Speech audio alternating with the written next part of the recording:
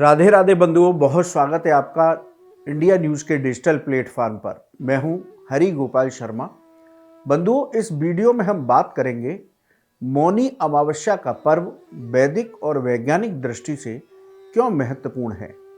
मौन को व्रत की संज्ञा शास्त्रों में क्यों दी गई, इसको क्यों पर्व की तरह मनाया जाता है। इन सभी सवालों के उत्तर इस वीडियो में जानने की कोशिश करेंगे। बंधुओं, माघ मास परम कल्याणकारी मास है।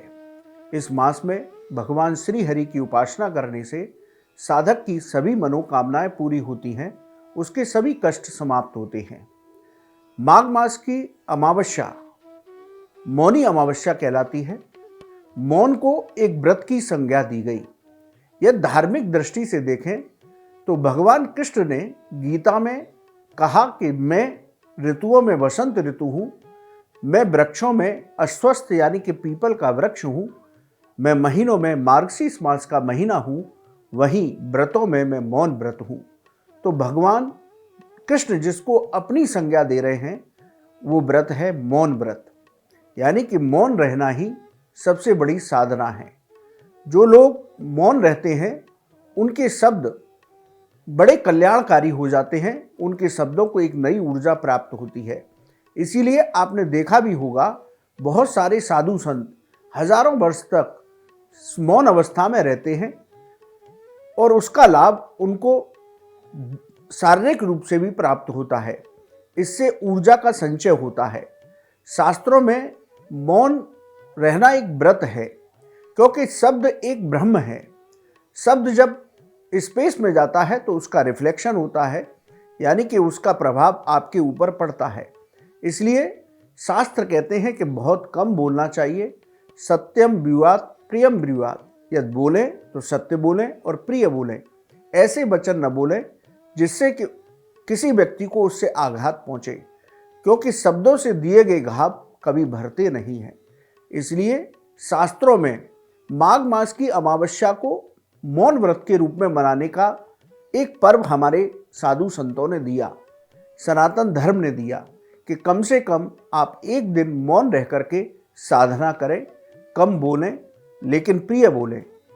इसी तरह इसका जो सनातन धर्म और वैदिक महत्व है, अमावस्या तिथि की बात करें तो शास्त्रों में अमावस्या तिथि को पितरों को समर्पित बताया गया, यानी कि पितृ देवो भव, ये शास्त्र कहते हैं। हमारे पितृ देवताओं के समान हैं। यदि वो प्रसन्न होते हैं तो घर में सुख शांति समृद्धि आती है, घर में वंश वृद्धि होती है, चल अचल संपत्ति की वृद्धि होती है। वहीं पितृ यदि आपके असंतुष्ट हैं तो बहुत सारी परेशानियों का सामना जीवन में करना पड़ता है।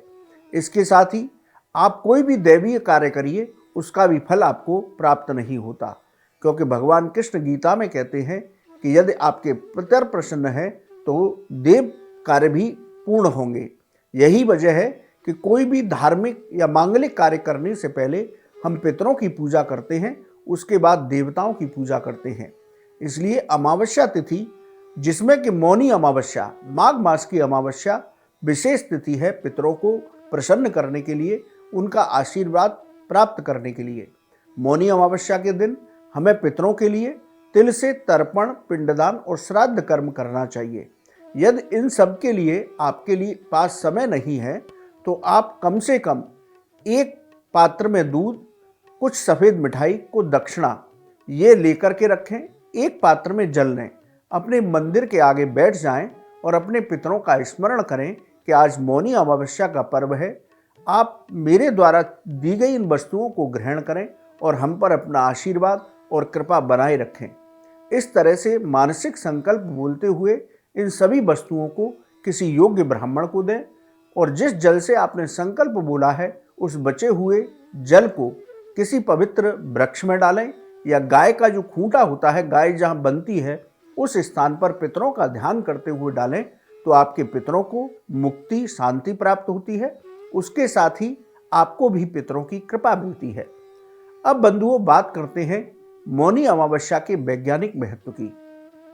देखिए, हमारे शास्त्र में और हमारे शरीर में 5 ज्ञानेंद्रियां हैं, 5 कर्मेंद्रियां हैं और मन, बुद्धि, चित्त और अहंकार, ये 4 चतुष्टक बताए गए। इन सभी को नव ऊर्जा का संचार माना जाता है। जब आप मौन व्रत रह करके योग और मेडिटेशन की यानी कि अपने किसी इष्ट देव की साधना करते हैं तो आपकी इन इंद्रियों को बल प्राप्त होता है। इससे आपको आरोग्यता की प्राप्ति होती है, आपके अंदर सकारात्मक ऊर्जा का प्रवाह होता है। तो मौनी अमावस्या का जो व्रत है वो एक तरीके से वैज्ञानिक महत्व भी रखता है, जिससे आपकी मानसिक और शारीरिक दोनों ही अवस्थाओं में आपको लाभ प्राप्त होता है। इसलिए मौनी अमावस्या का पर्व हमारे सनातन धर्म में बड़ा महत्वपूर्ण व्रत बताया गया। इसको हम सभी को करना चाहिए, इसका लाभ हमें प्राप्त करना चाहिए। बंधुओं, आपको ये वीडियो कैसा लगा आप हमारे कमेंट बॉक्स में लिखें। ज्योतिष और धर्म से संबंधित यदि आपकी कोई जिज्ञासा है तो आप हमारे कमेंट बॉक्स में लिखें, हम उसका जवाब अवश्य देंगे। आप इंडिया न्यूज़ के डिजिटल प्लेटफॉर्म पर जुड़े, आपका बहुत बहुत धन्यवाद। राधे राधे।